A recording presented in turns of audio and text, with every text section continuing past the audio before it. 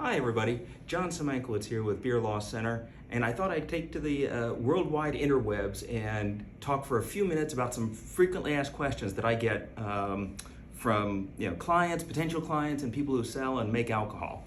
So I've got a whole list here of different things. I'm going to try and give these to you in little bite-sized chunks while I work on a nice adult beverage here.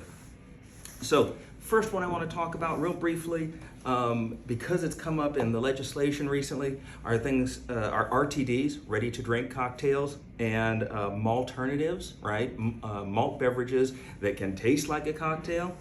For example, Saranac out of New York makes a really good Moscow Mule that's available in 12-ounce cans. Tastes like a Moscow Mule, but it's only like 5%. But those can be sold in the grocery store because they're malt-based. They're not spirits-based. Most RTDs are made with spirits, right? So the Moscow Mule you get in that situation actually has vodka in it, as opposed to just tasting like vodka. And so RTDs, at least in North Carolina, you can generally only get at the state ABC store because they're going to be spirits-based. So when you go to the grocery store and say, why can't I get this RTD? Why can't I get a Jack Daniel's hard Coca-Cola or something at the grocery store? That's the difference in North Carolina. Anything with spirits has to be sold through the ABC store, but if it's not made with spirits, i.e. made with wine or malt, you can get it in the grocery store. So that's the first thing I want to talk about. The second bit, and it comes back around to cocktails because everybody's going into cocktails these days, is the difference between RTDs, pre-mixed cocktails, and pre-mixed recipes. So if you're a retailer, this is important. RTDs, again, ready-to-drink cocktails, come in a manufacturer's container, can, bottle, what have you. Most of them are in cans. For the ABC, they don't talk about RTDs.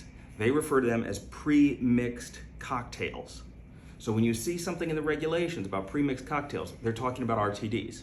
However, the regulations also talk about pre-mixing cocktails, and that's a very different thing.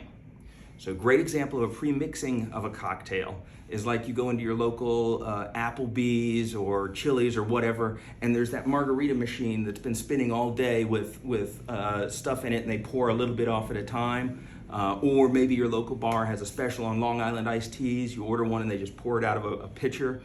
Those are pre-mixed, and they are cocktails.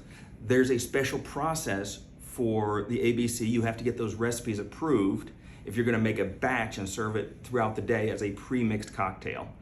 So don't confuse that pre-mixing of cocktails with pre-mixed cocktails in terms of RTDs. They're going to be treated very differently, and one requires you to actually say something to the ABC about how you're doing that. So just wanted to highlight those couple of differences. We'll probably talk more about RTDs and pre-mixed cocktails later on, but let's start here, all right? Join me again next time. Hopefully talk about something a little bit different, a little more interesting. Stay tuned.